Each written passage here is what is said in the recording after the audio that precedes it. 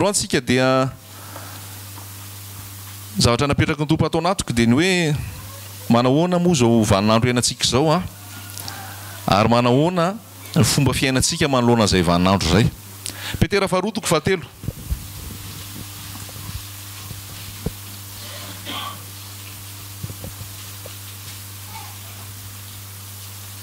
Petera faharoa toko fahatelo.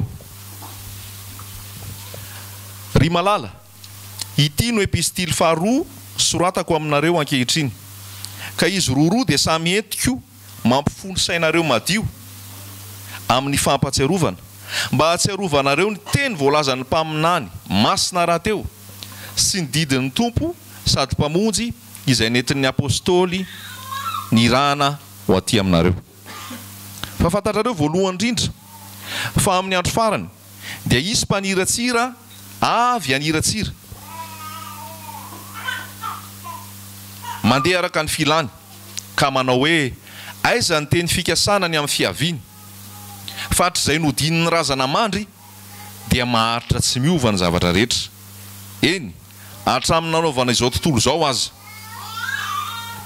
Fa minijamby ireo ka tsy mahalala fa nisy hatramin'ny ela ny lanitra, ary nisy tany koa izay niseho avy tamin'ny rano, sady rano no nanaovana azy tamin'ny tenin'Andriamanitra, ary rano koa no nandravana izao rehetra izao taloha tamin'ny nanasaforany azy. Fa izao lanitra sy tany ankehitriny izao dia azonony zany teny zany ho amin'ny afo, ka tehirizina ho amin'ny andro fitsarana sy fandringanana ny ratsy fanahy. Nefa ary malala, izao zavatra iray aloha izao no aoka tsy ho adononareo: ny indray andro amin'ny tompo dia toy ny arivo taona, ary ny arivo taona toy ny indray andro. Ny tompo tsy mahela ny teny fikasany araka izay ataon'ny sasany ho fahelany, fa mahari-po aminareo izy ka tsy tia nisy ho very fa mba ho tonga amin'ny fibebahana izy rehetra. Fa ho avy tahaka ny mpangalatra ny andron'ny tompo, ary amin'izany ny lanitra dia ho lasa amin'ny firomorimona mafy, ary ho levon'ny afo ny tena ny zavatra rehetra, ka ho dorana avokoa ny tany sy ny asa izay eo aminy. Koa raha ho levona toy izany zao zavatra rehetra zao, dia olona tokony hanao ahoana moa ianareo amin'ny fitondratena masina sy ny toe-panahy araka an'Andriamanitra, sady manantena no mampahafaingana ny iavian'ny andron'Andriamanitra izay ahamay sy ahalevona ny lanitra, ary andoro sy ampiempo ny tena ny zavatra rehetra. Kanefa isika araka ny teny fikasany dia manantena lanitra vaovao sy tany vaovao izay toerany fahamarinana. Koa amin'izany ry malala, satria mananteny izany zavatra izany ianareo, dia mahazo tomba ho hita tsy manatsiny amampondro eo anatrehan'ny tompo amin'ny fihavanana. Ary ny faharipon'ny tompontsika dia ekeo ho famonjena, tahaka ny voasoratry Paoly rahalahy malalantsika taminareo koa araka ny fahendrena nomena azy, tahaka ny ataony ao amin'ny epistiliny rehetra koa fa milaza izany zavatra izany ao aminy izy. Ary amin'ireo dia misy zavatra sarom-patarina izay alolany olona kely fahalalana, sady tsy miorina tsara tahaka ny anaovan'ny teny fasasany amin'ny soratra masina koa, ka mahatonga fahaverezana ho an'ny tenany. Koa satria fantatrareo raha teo zany ry malala dia tandremo fa andra ho voataona ny fahadisoan'ny ratsy fanahy ianareo, ka ho lavo hiala amin'izay orenanareo, fa mitomboa amin'ny fahasoavana sy ny fahalalana an'i Jesosy Kristy Tompo sy mpamonjy atsika. Ho azy eny ny voninahitra ankehitriny sy mandrakizay. Amen. Olona tokony ao ahoantsika amin'izao vaninandro iainantsika izao. Vaninandro manahoana izao iainantsika izao? Samy mahita sika ny zavatra iainantsika. Fa voasoratra hoe tamin'ny herinandro antsika dia nomeny tompo an'ilay hoe ho anareo izay natratra ny farany izao, natratra ny ora farany, fotoana farany. Ny apôstôly Jaona dia miteny koa any amin'ny epistily any hoe raha ankizy izao no ora farany. Dia ato amin'ny Petera ihany koa tsika dia miteny izy hoe efa ora farany izao, vanim-potoana farany izao. Dia miteny izy hoe olona tokony hanao ahoana nareo, olona tokony hanao ahoana tsika tsirairay avy amin'ny fiainantsika isan'andro san'andro. Raha ny eto tany dia samy mahitsika ny zavatra rehetrarehetra misy eto, fa tsy milamina ny tany.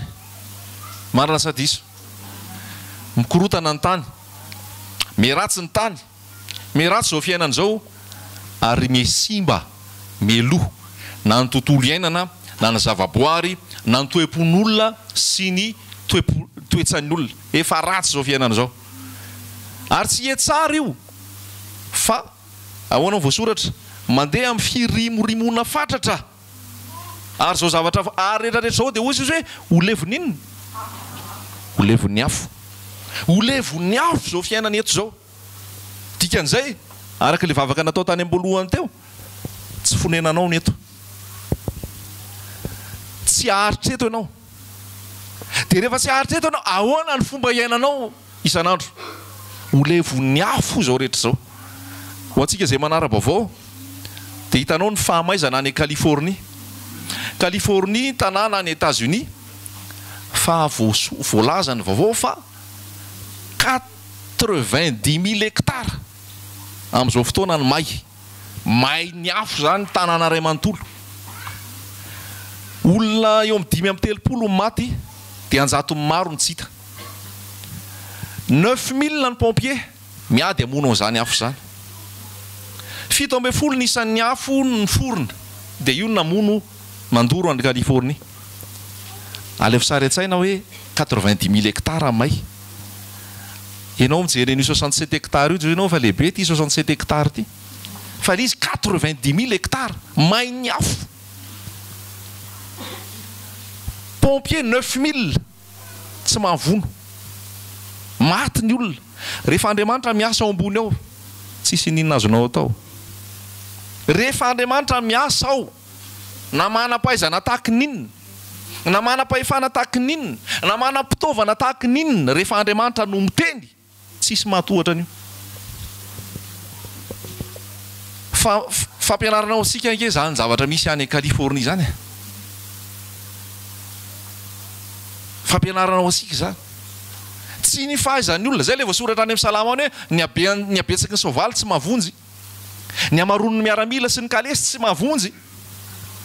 mahavonjy tsy voafeny afo tsy voafeny afo fa may feno fahamaizana ny Andriamanitra ao izy ao an-danitra ao manao zay tiany atao miasa ao rehefa miasa ao dia tsisy mahasakana dia trerety ho levon'ny afo zao tontolo zao Californie zao nohatra zay fa ty zao tontolo zao ty dia voalaza ao amin'ny Peter io tsy za mamorona fa voalaza amin'ny Peter faharoa hoe maninona ho levon'ny afo ho potika ho rava dikan'izay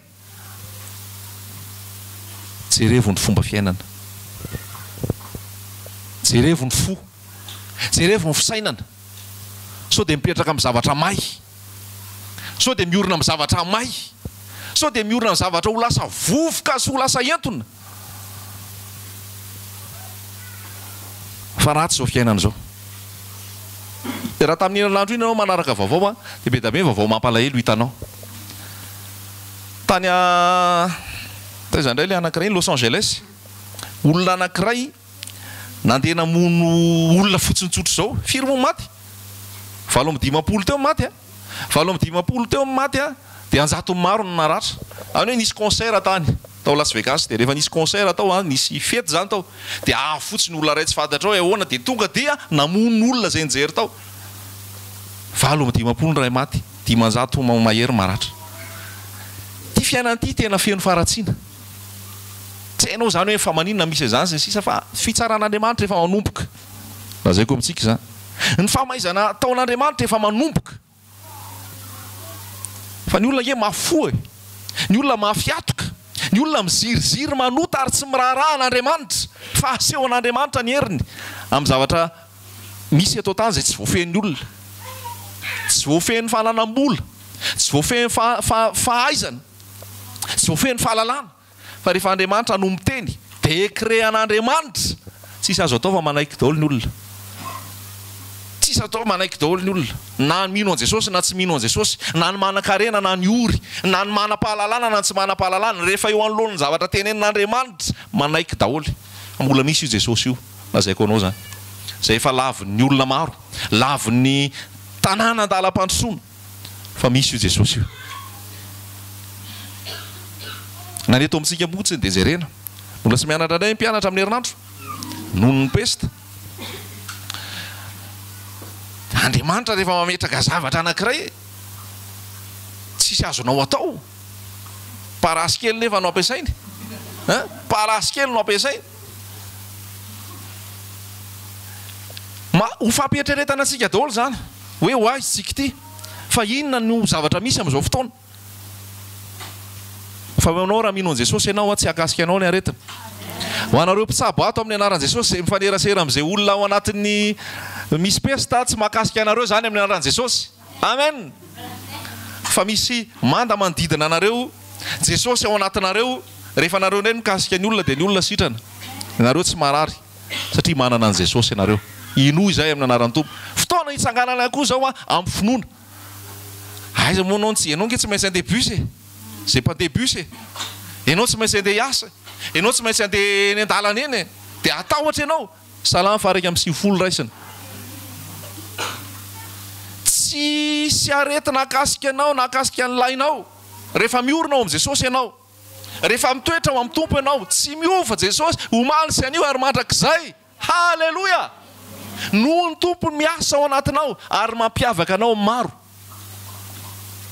Salama fa enina am-pefapolo raiso ihany koa, na dia mirondrona sambaravoara ny onja, mifindra any an-dranomasina ny tendrombohitra. Tsy atahotra tsika, tsy angorohoro tsika, fa Andriamanitra ny momba antsika. Ary raha Andriamanitra ny momba antsika, iza no atohatra antsika. Haleloia! Efa naseho ny heriny, efa naseho ny pirofo mahery izy tamin'ny tsanganany tamin'ny maty, ary tsisy nandresy fahafatesana zany afa-tsy Jesosy. Haleloia! Eo teo izay mpitory fivavahana teneninao. Eo teo izay olona nahazo prix Nobel ny paix na ny prix Nobel ny sagesse teneninao. Eo teo izay olona mitarika fivavahana ka hoe mahatonga olona hoendry teneninao. Eo teo izay rehetrarehetra hoentinao. Fa tsisy naresy fahafatesana zany afa-tsy le hoe Jesosy Kristy. Haleloia! Ary ireo fivavahana hafa ireo izay tsy teneniko dia manaiky eo fahalebiazan'i Jesosy. Fivavahana ankoatran'ny kristianina zany. Fa ao amin'i Jesosy ny fiarovana avo. Ao amin'i Jesosy ny fiarovana avo. Salama fa raika amby 9. Andriamanitra no aro sy hery ho antsika. Mpamonjy mora azo indrindra amin'ny fahoriana. Izany no tsy atahorantsika. Na ho levo na aza ny tany, na misamboaravoara sy mirondrona raha ny ranomasina, na makany tendrombohitra aza ny ranomasina. Misafoka, mangorohoro ny olona. Fa ianao rehefa manana an Jesosy tsy matahotra ianao. Tsy kivy ianao. Fa be be ny loza ara-boajanahary amin'izao fotoana. I États-Unis moa zany mahazo azo mihitsy. Fa raha tsika koa mahazo ny loza mahazo any États-Unis, tsy haiko hoe inona ny azo atsika. Fa endry io Andriamanitra io. Fa ny zavatra sahaza ho an'ny tsirairay no ataony. Fa tsy alefany aty amintsika ny ouragan. Tsy alefany aty amintsika ny afo. Fa pesta no alefany. Fa ny Tompo mahatoky ny Tompo e. Mahatoky ny Tompo. Olona tokony anao ahoana sika. Za zany te hametraka aminao mihitsy sary hoe tena inona no mbola ifikiranao eto tany eto e. Fa perty ty tany ty miroso amin'ny fahasimbany ty. Tsy voavitra ao tsony io. Ny aretina zany tsy fantatra ao tsony, misy karazana aretina maro. Na kristianina na tsy kristianina dia tratra ny aretina. Miteny aloha teo miaro anao ny Tompo, manasitrana anao ny Tompo, marina zay. Fa misy koa kristianina manana ny Tompo, marary ihany koa nefa. Cancer, AVC, aretina maro isan-karazany zao mahazo ny olombelona reny. Dia ozy andray andro miresaka hoe mafy loatra koa le nahazo any Adama sy Eva, vokatra le fahotana. Vokatra le fahotana daholo zany mantsy. Dia tonga ny aretina, ny fahafatesana dia vokatra ny fahotana. Ny aretina nefa fiandohany ny fahafatesana. Dia io lazaiko anao hoe Tompo ane hamindra fo e. Ary Tompo hitahiry atsika. Fa rehefa eo anoloan'ny fahafatesana, tsisy mahateny tsony. Rehefa eo anoloan'ny fahafatesana, ao am-pitory-teny misy an'izay, dia hoe tsisy mahatana ny ainy anoloan'ny fahafatesana. Tsisy mahatana ny ainy anoloan'ny fahafatesana. Fa rehefa tsy maintsy mandeha dia mandeha. misy le iry zay hoe na tiana na tsy tiana dia tsy maintsy mandeha iram-bobolona. Rehefa tonga ny fotoana tsy maintsy mandeha na manam-bola na tsy manam-bola na manam-pahaizana na professeur cardiologue.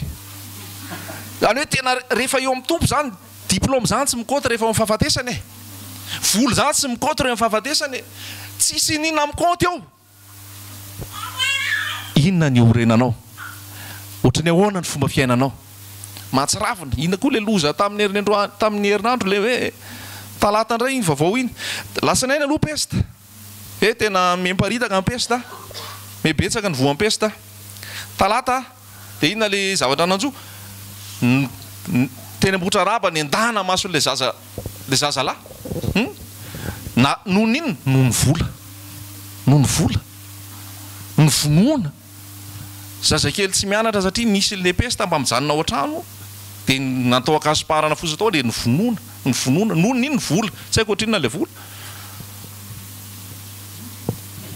Dia tena hoe mahavandoza e. Eto Madagasikara misy izany. Avy eo olona tsy ampitaona ny mamono an'ilay olona. Zazakely zany mamono mavita mahafaty. Ratsy zao fiainan'izao. Ho aizy tsika ty.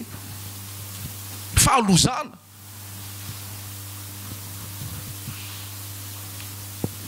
Jereo ny vaovao e. Dia rehefa mijery vaovao anao dia tonga saina ho azy hoe tena ratsy zao fiainan'izao. Tonga indray ny alarobia dia hoe tena mifamono ny mpianatra any Mahajanga. Lasa misy adiady maro isan-karazany. Tsy milamina zao fiainan'izao. Tsy fantatro ianao na manahoana ny fomba iorenanao. Inona ny fanantenanao?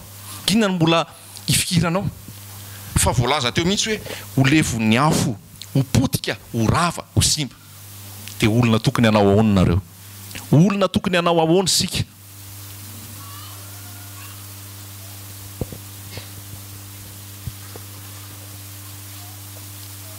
Voalazan'ny ten'Andriamanitra fanoharana maro ilazana antsika olombelona. Voasoratra hoe tsika olombelona dia tany nanamboarana antsika. Tany nanamboarana antsika. Tsika anao nge tany daholo fa misy fofinaina. Voasoratra hoe vovoka dia hody vovoka. Voasoratra hoe nareo dia tahaka n'inona? Tahaka ny zavona ihany izay miseho vetivety. Jakoba dia milaza an'izay. Zavona ihany nareo izay miseho vetivety. Ao amin'ny salamo izy dia milaza hoe nataona ohatry ny vodivoam-pelantanana ny androko. Haintsika ve zany vodivoam-pelantanana zany? Raha amin'izay zany ao ny andronao fotoana iainanao alaviran'ny fiainanao dia ohatran'io fotsiny ny alavan'ny fotoana iainanao. Izay. Foy. Dia ahoana ny fomba iainantsika? Tsika tahaka ny aloka, tahaka ny vovoka, tahaka ny zavona. Tsika dia mandalo sy miserana ihany. Eto. Mba ho fantatsika izay ary ny fahafantarantsika an'izay tokony arakarak'izay zavatra fantatsika izay ny fomba iainantsika. Fa kio kelikely ten'Andriamanitra ao amin'ny Korintianina voalohany toko 7.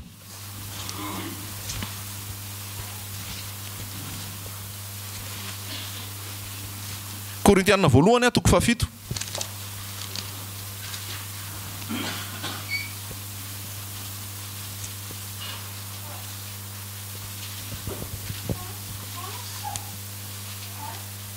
Andininy fa 7:20.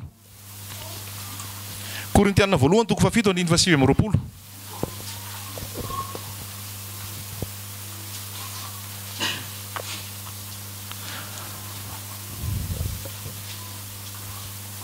Fa izao no lazaiko ry rahalahy, efa foy ny andro no afoezana ary ny soratra eo.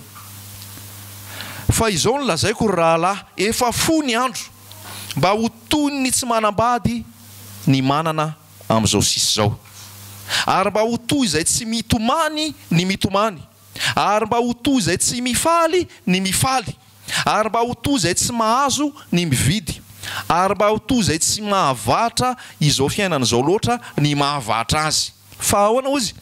Mandalo ny fanao n'izao fiainana izao. Fa tsy tiako maro ahiny ianareo. Zay ny fomba fiainantsika zany amin'izao fotoana. Tsy tiako ho maro ahiny ianareo. Izay tsy manambady dia miany an'ny tompo mba hahafaly ny tompo. Fa izay manambady kosa miaha ny an'izao fiainana izao mba hahafaly ny vavy. Zany hoe misy zatra sarobidy zany mila fantarinao fohy ny andro izy fohy ny fotoana zay manambady aoka eritreritra ohatrany tsy manambady zay mitomany aoka eritreritra ohatrany tsy mitomany zay rehetrarehetra mividy aoka ohatrany tsy mividy zany hoe misy zavatra ataonao ihany manambady ianao fa tsy io ny tanjona tsy io ny important manambady amanjany eky ianao tsy io ny tanjona tsy io ny important io nge ho lasa daholo fa ny votoatin'ny fiainana dia izy Jesosy zay manambady ozy dia miany any vavy zay tsy manambady miany any tompo zany hoe tsika zany zao ao anatin'le fotoana fitsoahany mitsoka satria ohatrany hoe misy afo ao aorianao dia mandositra ianao fa tsy matoritory tsy mipetrapetraka voalazan'ny tenin'Andriamanitra ao am-Petera fa ianareo dia mpandalo mpivahiny azotsika tsaina zany hoe mpandalo sy mpivahiny zany ahoana ny fiainana zany mpandalo sy mpivahiny zany zany hoe manana carte de résident temporaire zany tsy eo izy no mipetraka Korintiana faharoa toko 5 dia milaza Paul hoe koa dia ahiraka zay solon-tenan'i Kristy amin'ny teny français hoe nous faisons fonction d'ambassadeur fantary koa zay mpandalo ianao mpivahiny ianao ambassadeur ianao zay ny ambassadeur zany dia olona ny rahan'ny fanjakana anankiray ho any amin'ny fanjakana anankiray ohatra zany hoe misy ambassadeur ny États-Unis tonga eto rehefa tonga eto ny ambassadeur ny États-Unis fata mihitsy fa tsy ilevona eto izy fata mihitsy fa tsy hijanona eto mandrakizay izy fa ozy izy hoe mandalo fotsiny any eto fa zay nampanirahany fanjakana amerikanina ao asainy ataony ety no tanterahany vita iny mody izy ampianariny tompo sika zany rehetra zany hoe mpandalo koa ianao neto zay asain'ny tompo tanterahanao eto tanterahana mody ianao rehefa avy eo mampianaranay anisany andronay mba hanananay foendry aoko fantatro fa olo-kandalo andalo ahako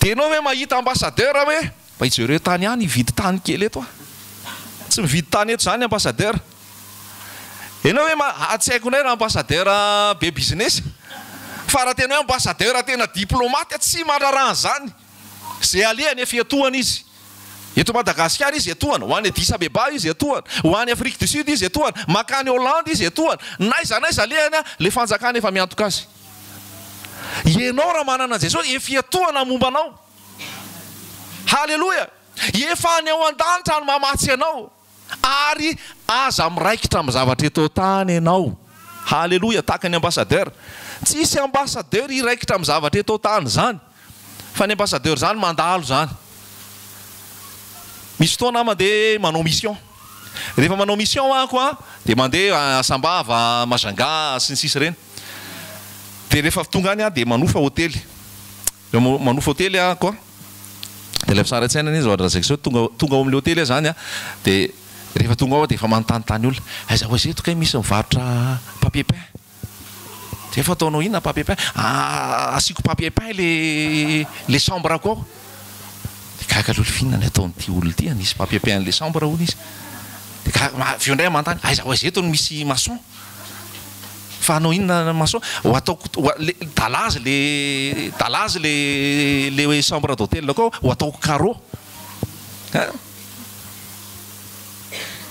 dia avy eo am'teny hoe aiza ho aizany misy mivarotra micro-ondes télé zao fa tsisy télé ao fa ho asiako télé zany efa manao mission 5 jours dia ahoana ny andraisan'le olona mijery anao hoe fa inona mahazo an'le rangahy ty 5 andro izy ny eo nefa anao carreau an'le trano anisy papier peint ijery vidy télé nefa izy olona 5 andro ny eo ohatran'izy zany faharetan'ny fiainantsika eo sika io dia indraindray tsika ohatra zany 5 andro ianao ny eo nefa ianao ohatra ny fiainanao ohatra ny tsy mieritreritra hoe 5 andro ianao ny eo gaga fotsiny le olona fa inony ty ho ataony to mividy enetana zao zay manambady eritreritra tokony tsy manambady fohy ny andro zay mividy ohatrany tsy mividy zay mitomany ohatrany tsy mitomany zany hoe miaina amin'ny antonony miaina amin'izay zavatra tokony onony raha miandry an'i Jesosy ianao atao vita hoe miandry an' Jesosy ianao,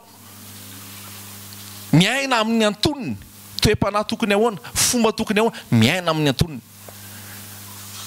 Ny kristianina, lazaiko anao, ny mpianatry ny tompo, ny mpianatry Jesosy dia antsoina hoe fanjakam-pisorona, mpisorona. Mazava amintsika izay.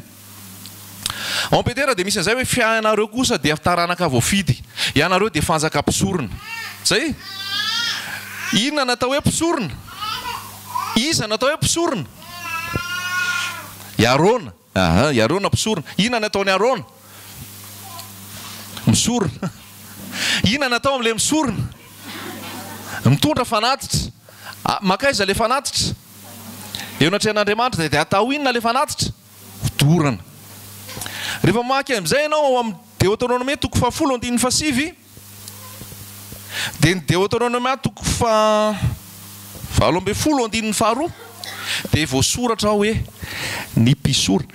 Ny mpisorona dia avy amin'ny Levita. Foko Levita zany, Levy, foko Levy. Ny Levita dia avy ao amin'io ny fisoronana. Ny mpisorona zany dia avy ao amin'ny Levita. Dia fantaro tsara fa ny Levita tsy nanana anjara-tany rehefa nizaraina ny tany Kanana.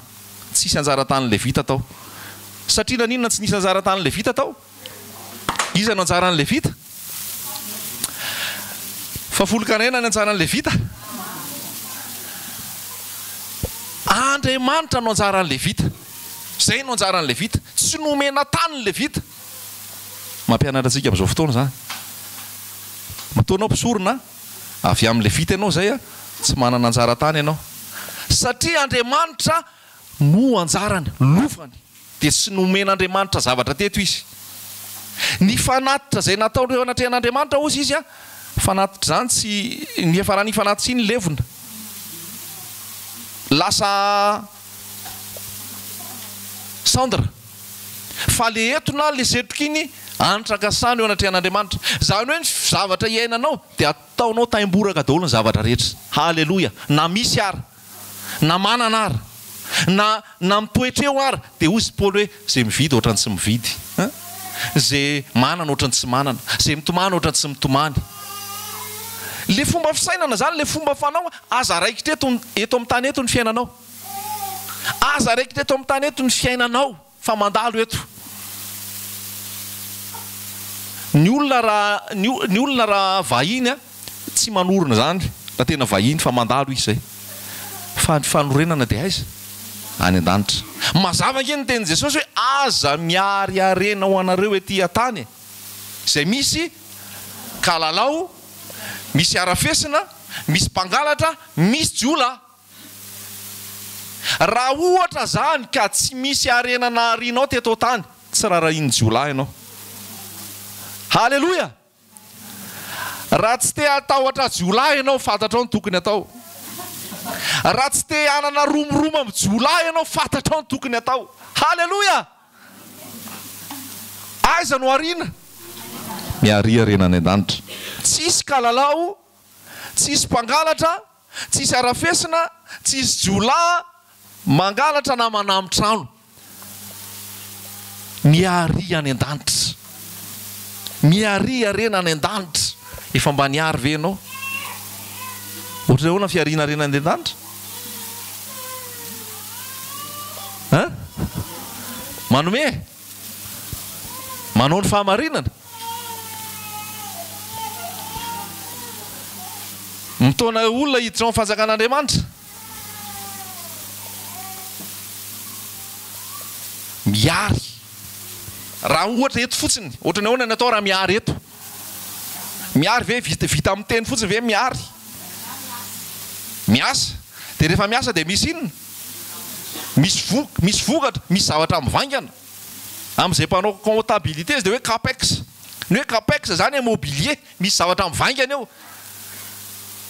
Zany hoe tsy vita ny vavy zany, fa misy acquisition na matériel. Fa lasa misy investissement ho an'izay hoe miary. Zay ny dikany hoe miary. Raha manao kabary fotsiny zany tsy miary zany. Raha mitory Jesosy fotsiny zany tsy tena miary zany. Fa miary any an-danitra voalohany aloha misy fanatafiditra aho dia eny tsy maintsy mitory ianao zany, tsy maintsy mitory ianao zany.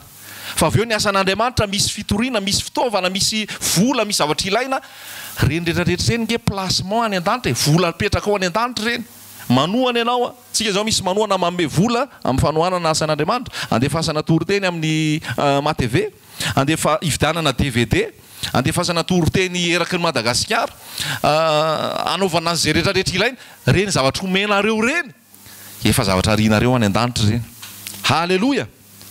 Dia voasoratra hoe zay mamafy kely dia maninona?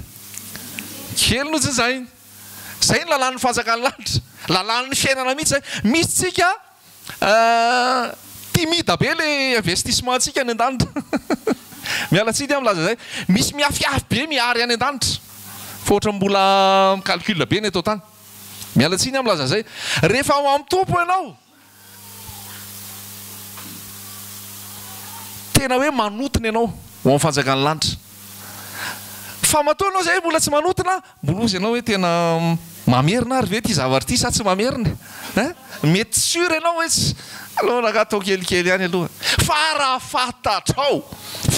fantatra ny fiatraikany iny hoe famafazanao, fanomezanao, fiantohanao, ny tena hoe miariarena any an-danitra zay, rehefa tonga ianao dia gaga fotsiny hoe kay izao le izy. Indraindray tsika miafiafy manohana asan'Andriamanitra. Indraindray tsika mipiripirina manohana asan'Andriamanitra. Indraindray tsika mahihihatra manohana asan'Andriamanitra. Fa za miteny raha tena asan'Andriamanitra ary tena ho amin'ny Jesosy ianao, mirehatra ao amin'ny Jesosy ianao, aza mihafahafa, aza misalasala ianao, manorona any an-danitra. Halleloja. Tsy ho anahy zany, tsy ho an'ny olona, tsy ho antsika ireo, fa manorona any an-danitra. Amin'ny famafazanao, amin'ny fanohananao, betsaka ny voavonjy, me miditra any amin'ny fanjakan'ny lanitra, me misokatra ny lanitra, ny lanitra moa misokatra foana, fa me miampy ny olona miditra any an-danitra, famafazanao zany. Halleloja. Ary rehefa tarihiny fanamasina ianao, fanamasina io tsy mampitoetoetra anao.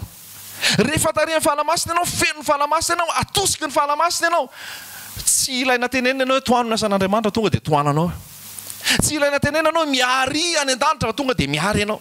Tsy ilaina tenenina ianao entanina ianao hoe manomeza zao ary zay koa zay ny zavatra hitarihan'ny tompo anay hoe tsy manentanentana sy misarika olona ho amin'izany. Fa zao rehefa babon'i Jesosy izy, babon'i Jesosy ny amin'ny ray aman-tolo, ho an'i Jesosy ny momba azy rehetra. Halleloja. Miariarena ho anareo any an-danitra zay tsy misy kalalao, arafesina, sy ho lahy magalatra, manambitrano. Halleloja. Zay mantsy zavatra misy.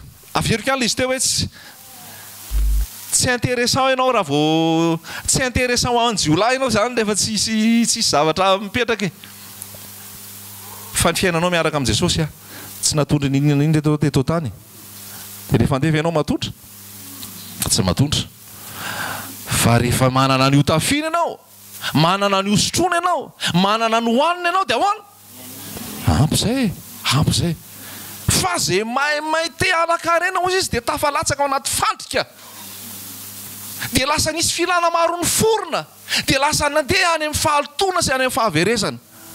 Mampalahelo ny toriteny amin'izao fotoana. Tsy maintsy milaza zay foana, lasa mifantoka amin'ny resaka vola le toriteny, lasa mifantoka amin'ny resaka fahombiazana eto tany le toriteny, lasa mifantoka amin'ny resaka fananana be eto tany le toriteny. Fa raha tena mifantoka amin'ny Jesosy ianao, raha tena miorona amin'ny Jesosy ianao, ny toritenin'i Jesosy tsy zany. Toritenin'i Jesosy tsy zany. Jesosy ary nyteny dia ho Jesosy hoe ny fiadanako no avelako anareo, ny fiadanako no omeko anareo. Zay nge ny lovantsika ao amin'ny Jesosy. Zay ny lovantsika ao amin'ny Jesosy.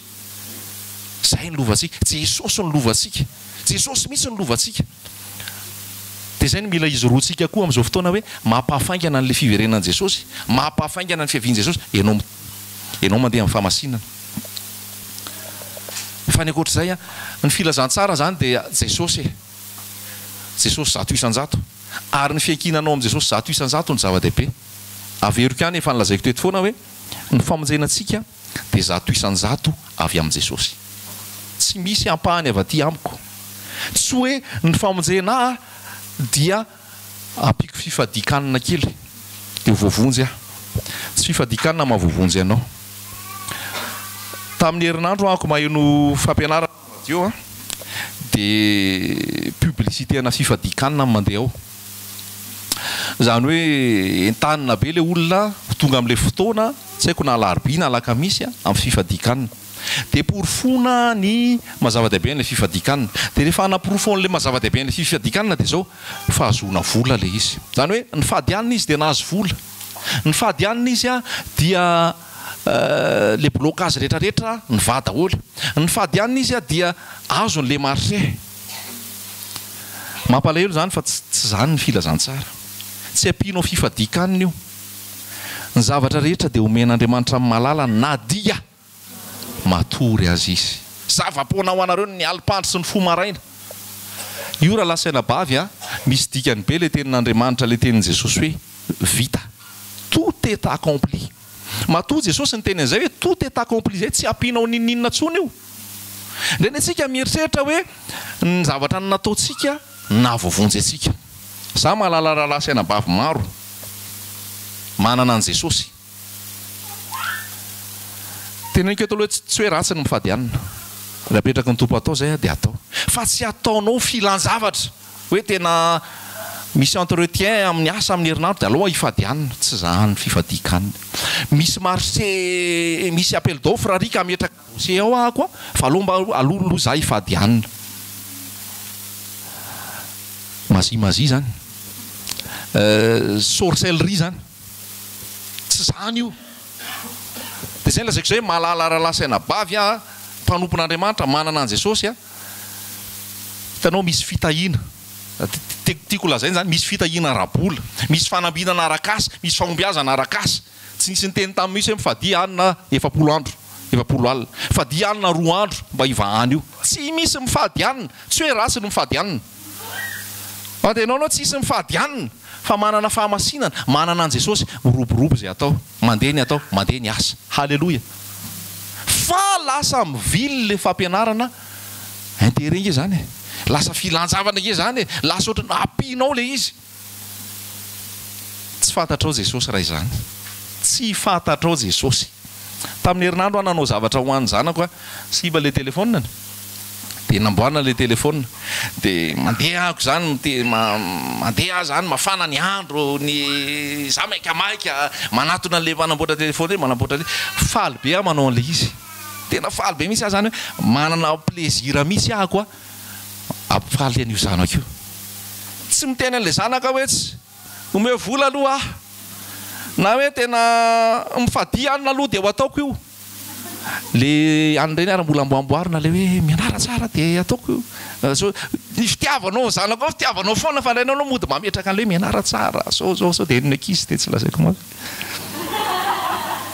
fa io zany za ray eo ampanaovana an'le mpikaraka an'le telefona ho an'le zanako faly be misy ao anatoka hoe anao zavatra ho an'le zanako tonga dia miteny amiko ny tompo hoe tately ohatr'izao nge ny ataoko aminao ohatr'izao nge ny ataoko ny zanako faly nge za mirendre service an'ireo zanako ireo faly nge za manao soa an'ireo zanako ireo faly nge za manao zavatra ho an'ny zanako tsy hitanao hoe tahaka ny fiantrany ray ny zanany ny fiantran'Andriamanitra atsika tsy hitanao hoe tsika dia zanak'Andriamanitra enfant de Dieu fils de Dieu fille de Dieu tia tonga dia tianao automatique zany fa tsy mila hoe hifadianina zay dada vao amme zavatra lazaiko anao mihitsy zany tsy mila hoe hifadianina zay vao hoe iny fa azo ny valibavaka tsia vakio tsara ato amin'ny tenin'Andriamanitra ato na tsy mbola magataka ary ianao dia maninona efa fatany fa tokony ho anao zany vakio tsara ato amin'ny epistily ato Paul dia miteny misy hoe ho an'ilay mahay mame mihoatra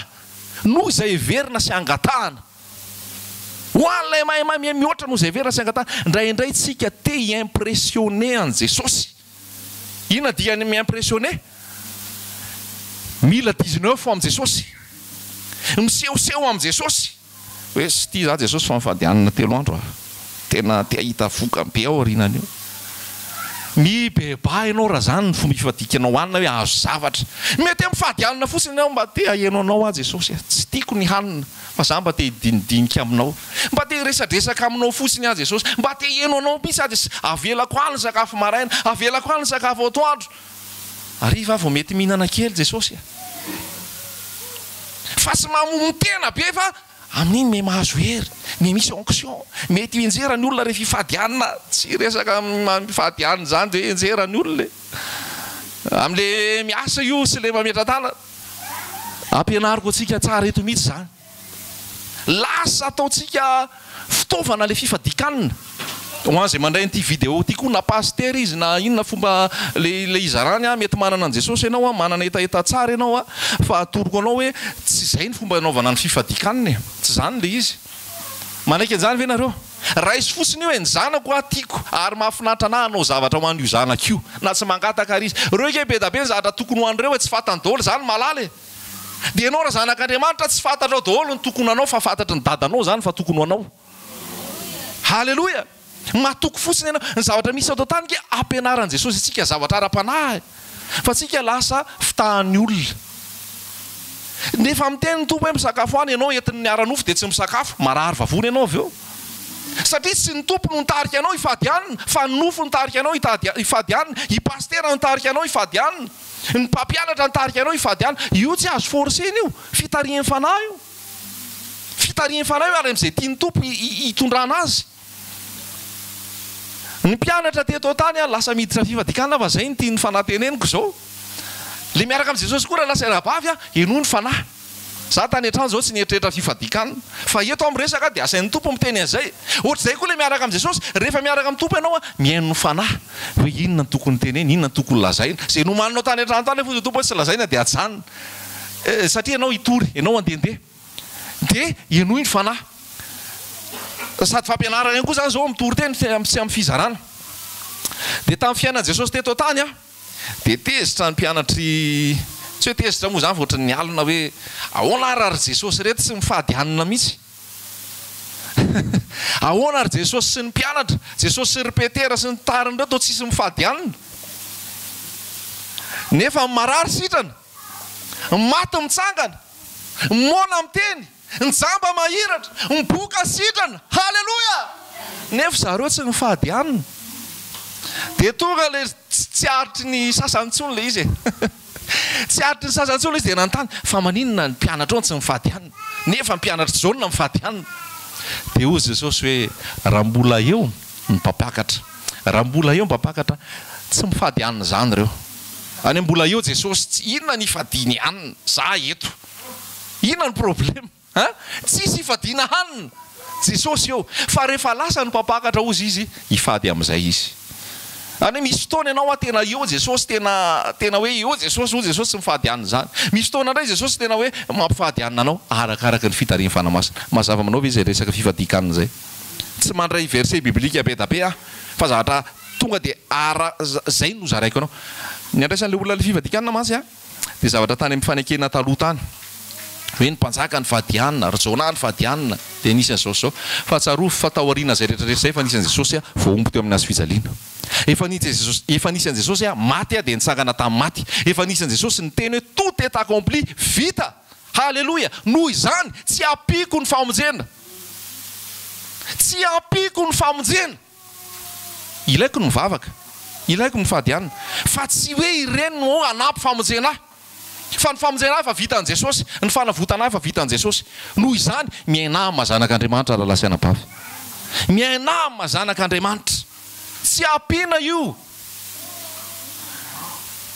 fitiavako anareo ny izarako an'izany fitiavana n'olona rehetra ny anamba aloha apetraka le fahamarinana ary apetraka ampitiavana mahita koa eny afisy dia misy hoe fivavahana sy fibebahana dia le fivavahana sy fibebahana ozy izy dia ho ataon'ny olona ho ataon'ny apôstôly zay nahavita zay misy le soratra amin'le afisy nahavita ny fadianina 7 andro sy 7 alina bravo bravo mavita 7 andro sy 7 alina bravo mavita ny fadianina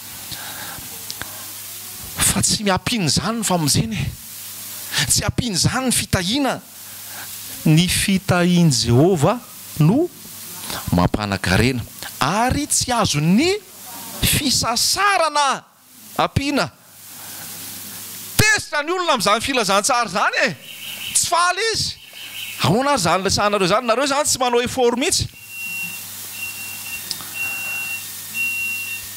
le moto ery zany nareo zany tsy manao effort mihitsy tsisy effortko efa vitan' Jesosy tsisy ezaka ataonao zany de lazaiko anao ianao raha ho eto Antananarivo amin'ny Mahajanga miditra ao anaty taxi be tsisy effort ataonao fa ao anaty taxi be fotsiny de tonga any zay fa hoe manana ticket fotsiny ianao nanapaka billet de rehefa aiza ny billet-nao asehonao billet-nao afaka matory ianao ao afaka misitsika ianao ao afaka mihirahira ianao ao afaka miteny amin'ny chauffeur misy ianao ajanony kely chauffeur vakaina kely satria naninona efa nanapaka billet ianao tato amin'ny cotis sa taiza tsisy effort ataonao tsy hoe tonga amin'ny Mahajanga mitandrina be miezaka be vavaka be mifady alina be fa ho amin'ny Mahajanga tsia efa voaloha tary amin'ny mpivarotra tary cotis le izy dikan'izay efa voalohan Jesosy teo amin'ny azy fijaliana ny zavatra rehetra ianao migalabona fotsiny halleloja ianao miaina malalaka maka an'izay zay le hoe vozy amin'izay alaifo fa aza mila 19 amin'ny Jesosy nisy an'le hoe Marta zay nila 19 tamin'i Jesosy tonga atao an-trano Jesosy eo Marta eo Maria Marta mila 19 amin'ny Jesosy lasa ny an-dakozia any manao vary manao laoka manao sisasisa manao rano manao rony manao ranona pango manao pizza manao keka manao salade manao dessert sisa hoe 20 sur 20 amin'ny Jesosy tezitra ihany izy jereny Maria aty tsy manao inona jereny Maria to tsy mihetsika mihitsy fihinary ty atao amin'ny Maria lasa izy nakany amin'ny Jesosy tsy mampanina anao ino ty atao amin'ny Maria za efa maimbo afo atsy za efa tsempoka atsy za efa manao zao rehetra zao Maria tsy manao ninina akory iza nazo rariny Marto maro ina sy be rehana loatra ianao hoe ifady any 70 andro sy 70 alina Maria no nisafidy ny anjara tsara zay tsy hoe sorona amin'ny tsony fa ianao de maro ina sy be rehana loatra ndray eritreretinao fa niasana fanomponao no itiavan'Andriamanitra anao sy avovonjy ianao fa efa voavonjy ianao efa tiany ianao petraka teo fotsiny Maria de ny fivavahana amin'izao lazaiko anao tsotra fotsiny mametraka zioka aminao ataovy ry ataovy zatsy aloafy ty omeo ty anano zao rehetra zao tsy zany nareo ve ametrahana zioka tonga eto ziokan'i Jesosy nomenay mora ny ziokako maivana netako zany hoe tena raiso mihitsy zany hoe feno le famonjeny Jesosy feno le famonjeny Jesosy fa tsy ampianao nininina io tsy ampianao nininina io halleloja tsy manahaka nakory zany hoe tsy hoe tsy ilaina no mivavaka tsy hoe tsy ilaina manao asan'Andriamanitra ilaina mihitsy ny vavaka ilaina manao asan'Andriamanitra ilaina manao asa fanompoana zany rehetrarehetra zany fa eto amin'ny fitarihan'ny fanahy ary araka ny fahendrena avy amin'ny tompo fa ny mombanao sy ny famonjenanao vita tout est accompli zay le izy voaloha teo amin'ny azy fijaliana ny zavatra rehetra miaina ianao miadana halleloja voalohanao ny bie andehananao amin'ny Mahajanga miaina ianao miadana fa tsisy fiazahanao tsony hoe tonga any amin'ny Mahajanga ianao reraka be tamin'le voyage satria nisy ezaka zany nataonao tao fa ianao rehefa tonga Mahajanga vao mainka ianao milamina galabina efa voalohanao ny rehetrarehetra chauffeur efa voantoka efa karamaina iny anao azy ny seza efa io anao efa ao ny rehetrarehetra zany hoe io famonjeny Jesosy hoe epaky anankiray tout en un ao daholo ny zavatra rehetra mandraisa fotsiny fanasitanana ao fanaminana ao fitahina ao fanenjehana ao ady ao fitsapana ao daholy halleloja ary io nefa tsy azo hoe niale fiadanana ihany ny alaiko niale filaminana ihany ny alaiko fa za tsy akan'le ady tout en un io tonga de ao daholy misy fitsapana misy ady misy fanenjehana misy mosary misy sabatra misy fitanjahana fa zao tsy ampisaraka anao fitiavan'i Kristy zany halleloja tsy ampisaraka anao fitiavan'i Kristy zany de zay atao fiainana inona no mahory anao eto tany inona ny azakazahanao eto ianao ambassadeur tsisy ambassadeur mahamenatra zany tonga eto any amin'izay anyrahana azy fa ambassadeur botrabotra ambassadeur tena mirijarija satria efa etohan'le avy any ianao koa raha eto tany ambassadeur ny lanitra ny tompo efa miantoka anao Ny tompo efa miadidy anao hoe ny tompo efa manome anao fa miana fotsiny en tant qu'ambassadeur dia inona mission-ny ambassadeur mihavana amin'Andriamanitra ne ianareo ianao ke napetraka eto tany hanambarany Jesosy ianao ke napetraka eto tany hitory amin'ny olona any Jesosy ianao ke napetraka eto tany hiteny hoe mibeba anareo fa akaiky Jesosy fa tsy ny akoatr'izay tsy atao ohatran'ny fanaony zao tontolo zao ianao ilalao sy anorona sy hipetraka eto tsy fantatrao ny fotoana na afaka adiny ray na afaka atsasakadiny na afaka tsy fantatro tokony vonona foana ianao tokony vonona foana ianao Luka toko faharoa ambin'ny folo dia izy hoe aoka hirehitra ny jironareo aoka isikina valanareo inona dikan'izay tsy mandrimandry zany tsy mahatoritory zany tsy mipetrapetraka zany zanak'Israely rehefa hivoaka andeha hivoaka ny Egypte ho any anefitra ho any amin'ny tany Kanana dia rehefa nasaina ninana ny ondrina tsatsika ireo zanak'Israely teo tsy mipetraka teo ambony fauteuil ireo tsy mipetraka teo ambony canapé ireo tsy mipetraka tamin'ny hoe tena velahoro langalina latabatra dia tena asio mozika dia atao hisakafo tsia rehefa hinana ny ondry atsatsika ireo izy dia misikina ny olona misika zany olona andeha hanao judo olona andeha hanao lutte olona andeha hiady no misikina rehefa hinana an'le anana mangidinareo rehefa hinana an'le ondry atsatsika ianareo dia isikino ny valahanareo dikan'izay mailomailo mihinana an'le ondry fa tonga dia andehantsika rehefa avy eo tokony ohatr'izay ny fomba fisainantsika mailomailo eto tany misikina eto tany misikina fahamarinana eto tany tsy makafy amin'ny eto tany fa efa lazaiko anao le zavatra nisy rehetrarehetra eto tany faharatsiana rehetra eto fa miomana any amin'ny Jesosy hoe zange mandalo ihany eto tsy fantatro naroviana fa manao vonona foana halleloja apetraka ny tompo amiko sy aminao mihitsy zany teny zany mba ho zay ny fomba fiainanao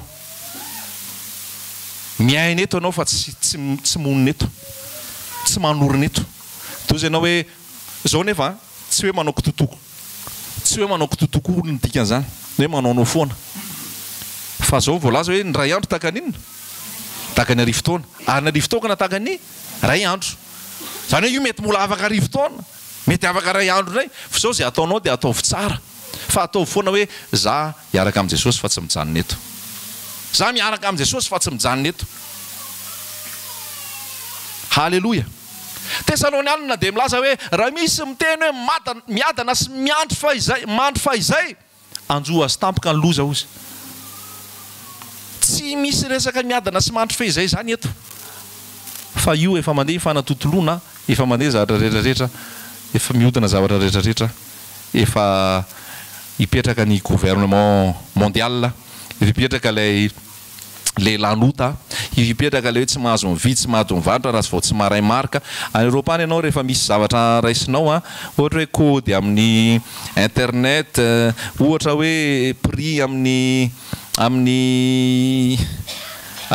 entana dia nainao fanary mahita 666 foana mahisa 666 kody 666 io marika 666 io marika le biby ty efa mipetraka io raha ohatra ka tsy manaiky an'io dia hovonoana raha manaiky an'io vita tsy miaraka amin'i Jesosy intsony zany hoe tena zao enoy fanamasina amin'izay rehetra lehanao sy ataonao mba tsy hanao pacte amin'ny devoly ianao mba tsy hanao marimaritra iraisana amin'ny devoly ianao fa rehefa tsy avy amin'i Jesosy dia lavo rehefa tsy sitrapon'ny tompo dia lavo rehefa tsy araka ny sitrapon'ny tompo dia ialao halleloja ny fotoaton'ny fiainako sy ny fiainanao nge dia zao hoe ny fahafenon'i Jesosy ny baiboly ene ny tena zavadrehetra nge dia Jesosy sy ny fahafenony ny tiany tompo dia ho tia azy ianao hitopitopoka ho azy ny fonao hiantehatra aminy ianao ho faly aminy ianao zavatra anankiray hitako tamin'ny alohany andeha aty teo ndray koa zao dia zao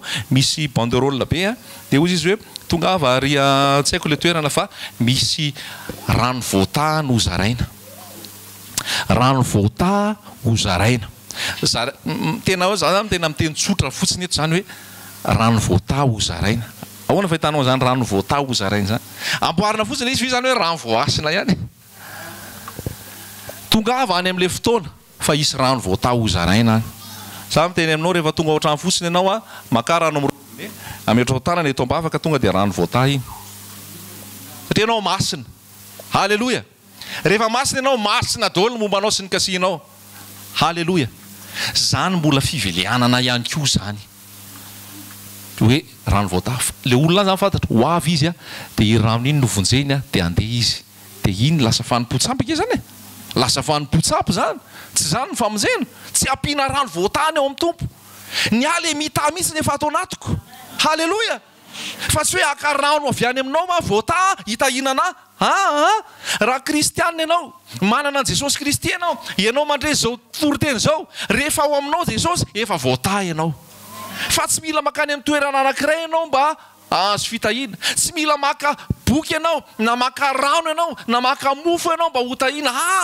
Ianao efa voata. Jesosy le mita mihitsy nefa ao anatinao, dikan'izay efa voata ianao.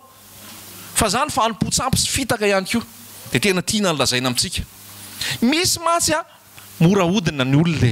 Zay. Mora hodina ny olona. Ianao raha vao tsy babon'i Jesosy, raha vao tsy Jesosy ny tediavinao, fa hoe mitady asa, mitady marché, mitady vola, mitady kapitaly, mitady fananana be, dia mora voafitaka ianao. Satria ny zavatra hotoriana aminao dia mba hamaliana an'izay. Fa zany lazaiko anao, Jesosy no toriana aminao dia ampy. Zay ataon'i Jesosy ianao eo avy eo. Zay tiany Jesosy eo avy eo e. Zay tiany fotsiny avy eo. Fa Jesosy ny lazaiko anao, loha rano tsy mety ritra. Jesosy ilay harena, Jesosy ilay témoignage, Jesosy ilay votoatony ity tokony ho zaraina sy tokony iainanao sy tokony resahana. Fa tsy resaka rano. Fanompotsapy ke zany e. Mampatahotra ke zany e. Zany le olona vavaka dia misy rano any am-paosiny any, dia mandeha eny an-dalana dia misy rano any am-paosiny any, dia fijoro vavolombelona izy dia tena naomby ilay izy fa nisy rano tato am-paosiko, nisy rano voatady dia nisy an'izao sy izao. Fanompotsapy, loza, mila mibebaka. Mila mibebaka. Fa ny famonjena dia ao amin'i Jesosy. Halleloja. Dia zao, aleo andeha ny fotoana. Aleo andeha ny andro. Fa io meratsy foana. Fa fanantenantsika dia voasoratra amin'ny Petera teo hoe isika araka ny teny fikasana dia manantena inona? Manantena lanitra vaovao sy tany vaovao izay sinina. Isiny ny fahamarinana. Zay. Aza dia marary fo loatra amin'ny tsy fahamarinana eto. Fifizaina eto. Sao dia marary fo eo ianao. Sao dia tsy ho salama eo ianao. Fifizaina eto. Eto Madagasikara. Eto amin'izao tontolo izao tsy fahamarinana manjaka eto. Fanambakana manjaka eto. Ifizaina eto satria zao le hoe andron'ny jentilisa. Le temps des nations. Zany hoe le temps des nations io zany navelan'Andriamanitra mihitsy hoe za tsy tantana fa tantanonareo. Ataovy ary izay hainareo. Dia nasehon'Andriamanitra tsy mihitsy tsy tafavoaka e, tsy tafavoaka. Tsy tafavoaka mihitsy andron'ny jentilisa, mandrapatapitry ny andron'ny jentilisa. Dia ataon'ny tompo misangodimpanina mihitsy. Fa tsika miandry lanitra vaovao sy tany vaovao. Anisany ho amin'izany ve ianao? Ty tsy amboamboarintsika ty ary ho levina sopotika. Fa misy le antsoina hoe millénium. Fanao hoe millénium ianao. Tsy le hoe centre commercial millénium akory. Faralasaina bavy a. Isy andro ray. Millénium. Pendant 1000 ans. Miadana. Jesosy no mpanjaka ao Jerosalema. Avy eo mandeha ny fitantanana ny zavatra rehetra. Jesosy amin'izay ny andray ny fitondrana. Jesosy amin'izay no ametraka. Dia ho hitanao zany fiadanana zany. Tsisy an'izany fanambakana zany tsony. Tsisy an'izany peste zany tsony. Tsisy an'izany tsirara zany tsony. Fa tonga dia miadana. Vakeo anaty Baiboly ao Isaia 1:20, Isaia 2:20 miresaka millénium. Ny liona tsy anaikitra zazakely intsony. Miova le natura tsiny. Ny biby lava tsy ho amono intsony. Zazakely eo andavaka ny biby lava milalao eo tsisy intsony ny ady. Miova le natura. Ho avy zany fotoana zany. Millénium, lanitra vaovao sy tany vaovao. Eto anao dia mampalahelo ny zavatra tsy rariny rehetrarehetra misy eto. Aoka tsisy olona anao tsinotsinona anao noho ny atanoranao. Fa aoka tonga fianarana ho an'ny mino ianao. Dia singaniko le amin'ny fahadiovana. Mahalala madio ireo olona. Zany efa normal. Zao ny antsika lasa ohatran'ny extraordinaire be hoe manadio tsena. Dia alaina caméra hoe manadio tsena. Efa tokony ataonao isan'andro rany. Dia alefa vaovao hoe manadio tsena, manadio daholo. Normal be ke zany, inona ary ny akana vaovao an'io. Zay tokony fiainanao isan'andro. Fa tsy ataonao isan'andro le izy dia maloto dia misy aretina. Aoka ho fianarana ianao amin'ny fahadiovana. lasa ohatrany hoe exploit be, ohatrany hoe zava-mahagaga be, ohatrany hoe zavatra spécial be le manadio. Nefa manadio tokony fiainana isan'andro, tokony zavatra normal. Azonareo? Satria maloto tsy mahalala fahadiovana. Dia tia nampianaka amintsika zany hoe ny fianarana ho an'ny mihina anao dia mba ho fianarana ianao ny fahadiovana. Parenthèse hely tiako lazaina zay. Fa lasa vaovao, manana be vaovao le izy dia ohatrany hoe zava-baovao ery le manadio nefa tokony zay fiainana isan'andro, tokony zay fiainanao normal. Halleluja! Na ray zavatra ve anao teto androany? Niteny taminao ve ny tompo androany? Aiza ny fonao? Aiza ny sainao? Aiza ny fanantenanao? Inona ny mampiazakazaka anao? Fa votoaty ny zavatra rehetra ao amin'i Jesosy. Hifatoka ao amin'i Jesosy. Hibazina an' Jesosy. Ho tia an' Jesosy. Ho ambassadeur an' Jesosy. Rehefa ambassadeur manambara an' Jesosy. Torio Jesosy. Ambarao Jesosy. Zarao Jesosy. Amin'ny fomba rehetra. Amin'ny fananana omeny anao. Amin'ny vola omeny anao. Amin'ny fitaovana omeny anao. Amin'ny talenta omeny anao. Dia ataovy centre Jesosy. Centre de Jesosy. Jesosy ny ivony. Jesosy ny zavatra rehetra. Halleluja. Ny tompo mbola me teny ombavanao rahalahy. Amin'ny fotoana rehetra izay andehananao. Amin'ny fotoana izay anokanany anao izaranao teny. Na amin'ny radio zany, na eny amin'izay rehetra lehanao. Fanamasina anome teny ombava. Fanamasina anome teny amin'ny fotoana mamety azy. Fa ary ny tompo hanamarina anao amin'ny famantarana, amin'ny fibebahan'ny olona. Faneken'ny olona ny Jesosy ho mpamonjy, amin'ny faneken'ny olona ny famonjena, ary atonga ny olona iainao amin'ny famasinana. Hiasa ny tompo aminao, hiasa ny tompo aminao sy ny ankohonanao, ho ankohonana masina, matahotra an'Andriamanitra, ary ho vavolombelon Jesosy mandra-piveriny. Halleluja! Tsara ny tompo, miasa ny tompo. Saorana ny tompo tamin'ny androany dia nisy olona maromaro vita batisa. Firy izy teo? Enina sa fito? Mandro soa mandrakariva nareo ao. Tsy tanjony iny fa lalana lalovana. Fa fankatoavanao an' Jesosy iny, miandrosoanao, mirehatra ao aminy, mandroso ao aminy. Mandroso ao aminy. Raha amin'izao fiainan'izao ihany no anantenantsika ny Kristy dia matra indrindrasika. Matra indrindrasika. Fa ny tsika tia mandalo. Tsika tia mandalo.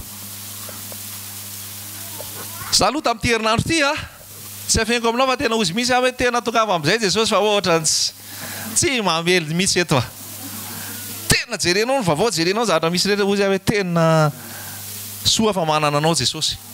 Soa fa manana anao Jesosy. Soa fa tsy tia fiainan'ity ino izy fa zavatra mandalo. Zao eto amin'ilay fiainana mandalo no mila hiavananao amin'i Jesosy. Raha tsy mbola tafahavana amin'i Jesosy ianao, mihavana aingana. Mibeba mantosira ny filan'ny tanora fanahy. Ataovy mihitsy hoe tsy afa-po amin'ity fiainan'ity ary teneno mihitsy Jesosy hoe ataovy tena tsy afa-pony amin'ny zavatra eto tany ataovy tsy afa-pony amin'ny zavatra noariana, fa ataovy afa-po amin'ilay pahary. Halleluja! Ataovy afa-po amin'ilay pahary. Dia ho tia an' Jesosy ianao. Ho babon' Jesosy ianao. Ho maminao Jesosy sy ny fiverenana, ary izaran' Jesosy amin'ny hafa ianao. Halleluja! Mampahery anareo tsirairay avy aho izay ao anatin'ny ady ao anatin'ny fitsapana, ao anatin'ny fahoriana. Tsy maintsy lalovany reny. Tsy maintsy lalovany reny. Fa mandalo reny. Fa hanefenanao reny. Hanamboarana anao reny. Fa natao koa reny mba ahitana an' Jesosy eo aminao. Natao reny mba hisehoan' Jesosy. Dia mahereza. Aza miembotra. Aza kivy. Raiso ny fanamasina ao anatinao mandrakariva. Ary iainao amin'ny fahadiova-po. Iainao amin'ny fiadanana. Iainao anatin'ny famarinana. Mandrosoa mandrakariva. Fa mbola ho avy ilay tsara indrindra ao aorianao. Zay. Ny olona ny mety efa kivy, very fanantenana, tsisy inona azo atao, fa ny antsika dia mitentsika hoe le plus beau reste à venir. Alléluia! Le meilleur reste à venir. C'est Jésus le meilleur. Manaiky an'izany ve ianao? Iza le meilleur? Iza le meilleur? Iza le meilleur? Ataovy mafimafy hoen'i Jesosy. Iza le meilleur? Iza le meilleur? Te afimafy Jesosy. Ankalazao Jesosy. Omeo voninahitra Jesosy. Fa izy ilay tsara indrindra. izy ilay tsara indrindra. Aleloia. Morena tsara, aza miova, mandrosoa aho. Na inona ady, na inona zavatra mitranga ao, tsika tsy afaka miembotra tsony. Raha miembotsika dia maty. Dia aloha mandroso ihany. Eritrereto ilay mpianatra tratra tafidrivotra any ambony sambo, teo sambo kely. Inona ary ny azony atao? Ivoaka ianao. Ivoaka ianao maty ao ianao. Tsy ivoaka ianao. Eo ianao miatra tafiditra eo. Izany hoe ny sambo kelinao mety atopatopan'ny onja amin'izao. Mahatsiaro anao mbavaka dia mahereza. Za tsy hiteny mitsahatra ny tafiditra ny onja. Allo Jesosy ny teny an'izay. So dia Jesosy tsy mbola mampitsahatra azoko, izany ampitsahatra azy eo. Dia aleoko aloha tsy miteny. Fa hoy Jesosy aza miteny ry tantely fa za nge mpanao an'io tafiditra io. Inona ary no ampijanonanao azy?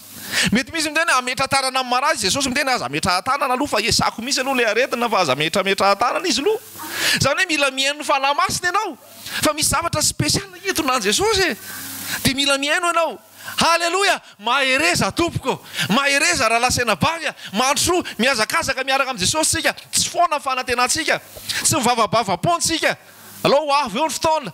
Fa ho hitan'ny olo zany hoe nanjavona hono ny sasany. Potsy izay dia efa lasany. Indray mpimaso dia any. Veloma tany. Eo nareo sy ny pestanareo sy ny sisa. Fa ny efa hitsanay vovoka.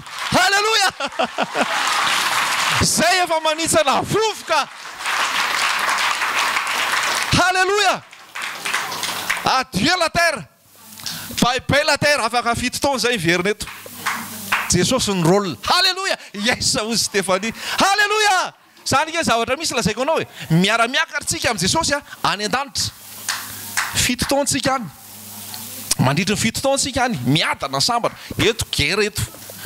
Rehefa tapitra fito taona, do iverintsika hoy Jesosy. Taingitsy ho valy daholo midina valy.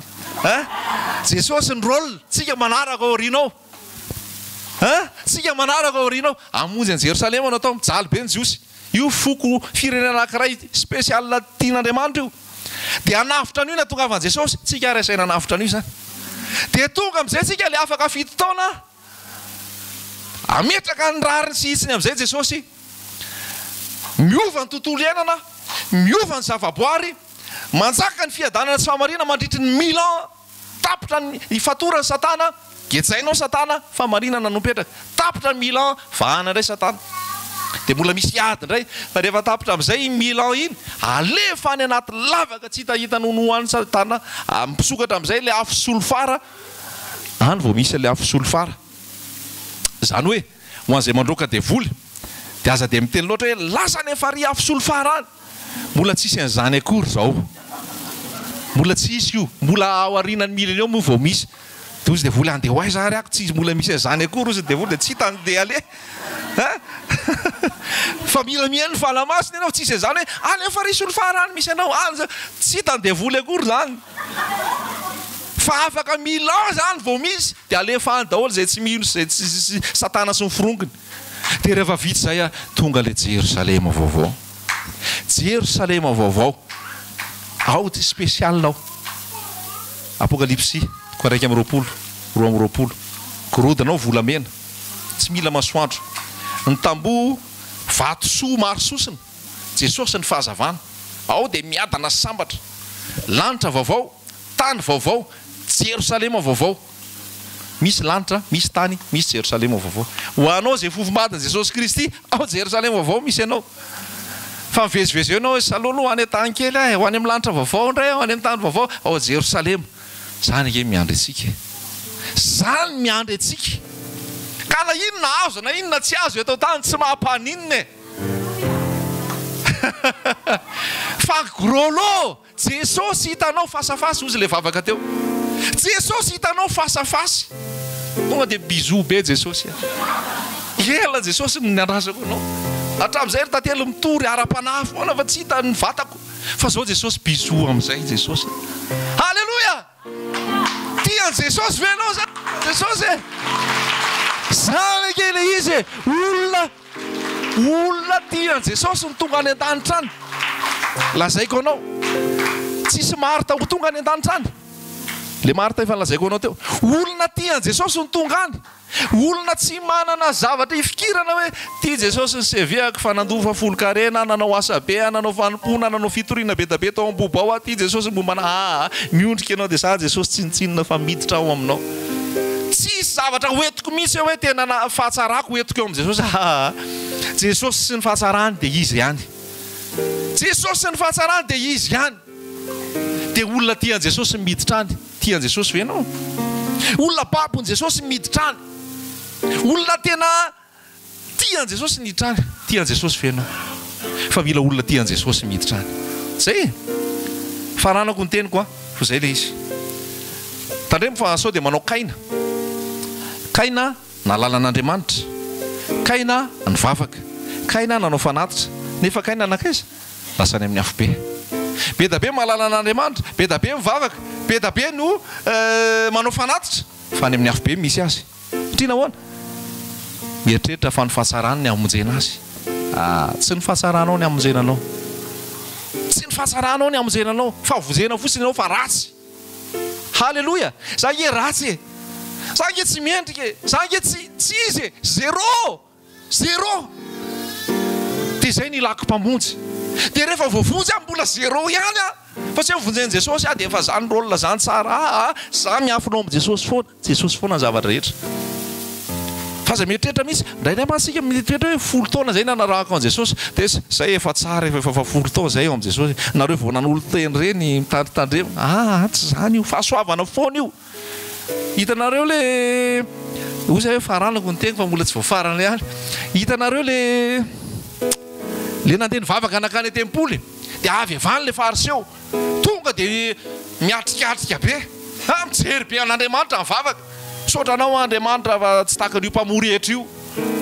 Fa zahako dia mifadianina impiry moa? Tsy haiko misy fiadikanina impiry natao izay tao. Zahako mandofa folo-karena. Tsy mahoatra n'io mpamory etra io. Zay no nataony. Kaina zany. Be da be mivavaka ohatr' zany. Zay mifadianina. Zay manao rakitra. Zay manao aso. Saotra anao zay Andriamanitra fa zay mavita zany. Tsy zany io raha lasaina bavy. Tsy zany io rahan Jesosy ny afahanao miditra amin'ny fanjakany lanitra. Jesosy ianao miafinao amin'ny Jesosy ny afahanao miditra amin'ny fanjakany lanitra. Fa zay rehetrarehetra nataonao Jesosy ny nampanao azy ianao. Noho zany voninahitra dia ho an'i Jesosy fa tsy ho anao. Le mpamory etra collecteur d'impôt na nitraka raha tsy vitany teo izy. Tompo mamindrafo amiko. Fô Jesosy hoe ino no hamarinina. Ino no hamarinina? Zay manetry tena anao sandratra. Io tsy itsika, tsy ny fahatsarantsika. Fa tsika misy any amin'ny teny ratsy tsy mendrika, tsy tokony ho anao misy fa za miafinao aminao Jesosy. Miafinao aminao Jesosy. Ianao ke rehefa hiditra fanjakany lanitra Jesosy no hita mahatonga anao tafiditra e. Jesosy no hita mahatonga anao tafiditra. Ao aminy. Zay lo amin'ny Efesiana toko voalohany hoe ao am' Jesosy. Mila ao aminy ianao tsy hita fa Jesosy no hita. Halleluja. Dia mirandro atsika tsirairay avy androso amikeritsika eo am' Jesosy ho tian Jesosy tsika ary tsotratra mifandrika ane tsika hoe ny effortnao sy ny performance anao mahatsara anao fa mahatsara anao dia Jesosy ny mahatsara anao. Halleluja.